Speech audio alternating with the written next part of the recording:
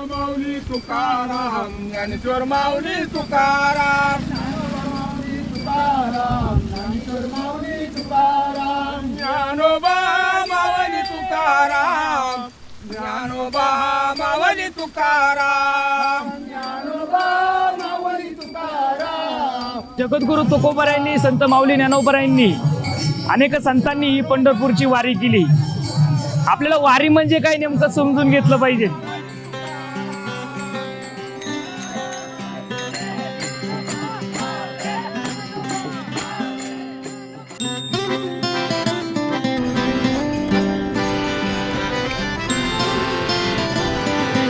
ही 12 महिन्याची वारी केल्यानंतर ना, जसं सलाईन भरल्यानंतर ऊर्जा तयार होते, तशी वारी केल्यानंतर अशी 12 महिने अंगामध्ये पावर राहते. समाधान वाटतं, समाधान.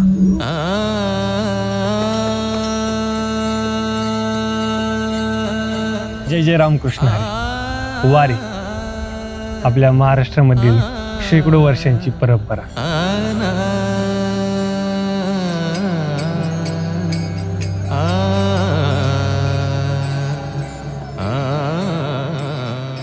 कळतच नाही इकडं असं काय आनंद आहे. माणूस एवढं सगळं सोडून, एवढं सगळं टेन्शन, एवढं सगळं काम हक्क सोडून वारीला जातोय. पांडुरंग रंगातोनी रंग रंगुनिया रंगी रंगला भंग. पांडुरंग रंगातोनी रंग रंगुनिया रंगी रंगला भंग. वारीचं महत्त्व असं आहे की वारीची अधिष्ठात्री देवता जी श्री विठ्ठल आहे ती अत्यंत कृपाळू अशी आहे. यारे यारे लहान थोर याती भलती नारी नर करावा विचार नलगी चिंता कोणाची. बायका, मुलं, बाळ, गणगोत सगळ्याचा विसर पडतो. काय आज मला सांगता येत नाही आज वार कोणता आहे. आणि आम्ही ते भजनामध्ये इतका दंग होऊन जातो ना की आमचं जेवढं भजन आज आहे ते तेवढं झालंच पाहिजे. घरदार सोडून एवढं सोडून आलो. काय आलो? भजनासाठी आलो.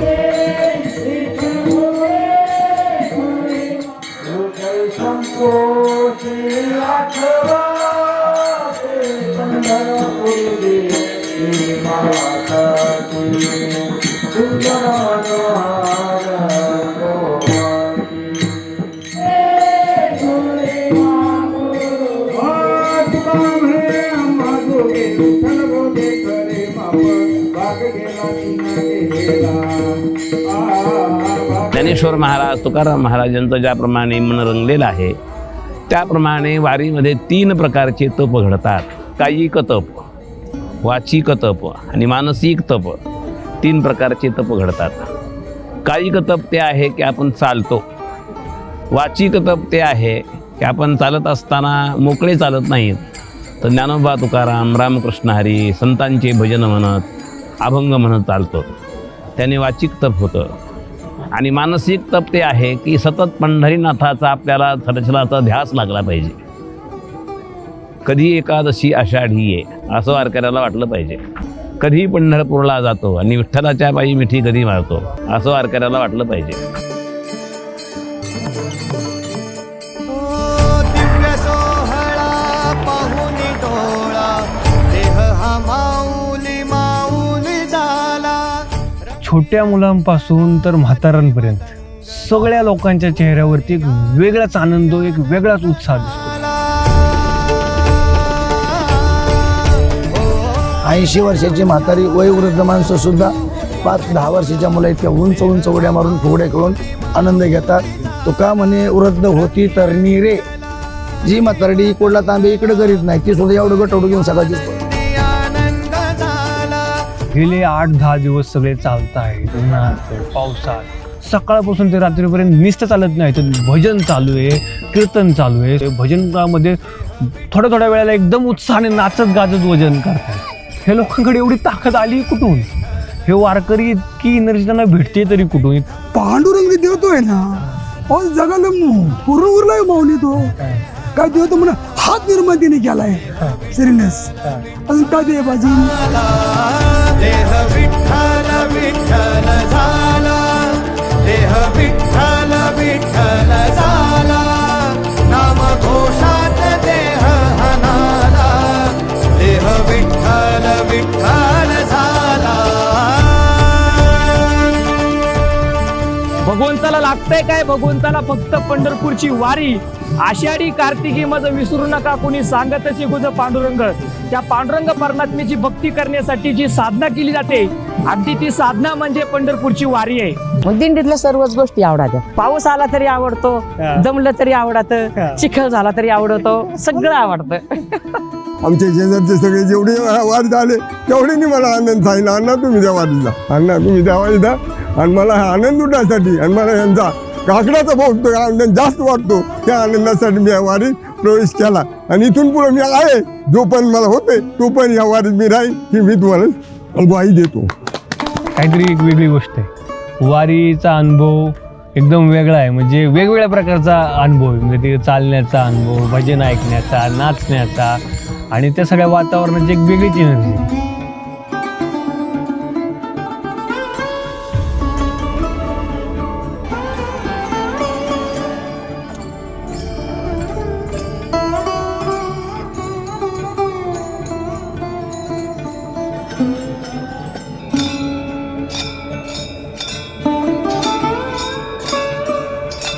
पंढरी क्षेत्रामध्ये देव, संत आणि तीर्थ हे एकाच ठिकाणी जिथं पाहायला आणि भेटीला मिळतात. या तीर्थाच्या दर्शनासाठी दरवर्षी महाराष्ट्राच्या कानाकोपऱ्यातून जाणारे सर्व वारकरी हजर होत असतात. डोक्यावर ज्ञानेश्वरी, गाथा, गीता, भागवत अशा ग्रंथांना घेऊन, तुळशी पताका, वारकरी संप्रदायाची ध्वजा खांद्यावर घेऊन चालत असतात. आयुष्यातले सुख दुःख सगळे थांबतात.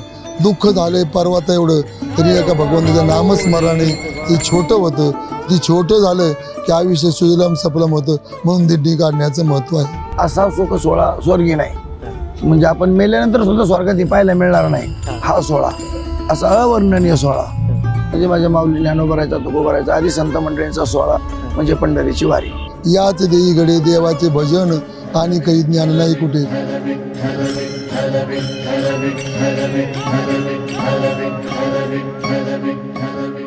पंढरीचे भूत मोठे, आल्या गेल्या झडपी वाटे, भाऊ खेचरीच रान, जाता वेडे होय मन. तेथे जाऊ नका कोणी, गेले नाही आले परतुनी. तुका म्हणे पंढरीसी गेला, पुन्हा जन्मा नाही आला.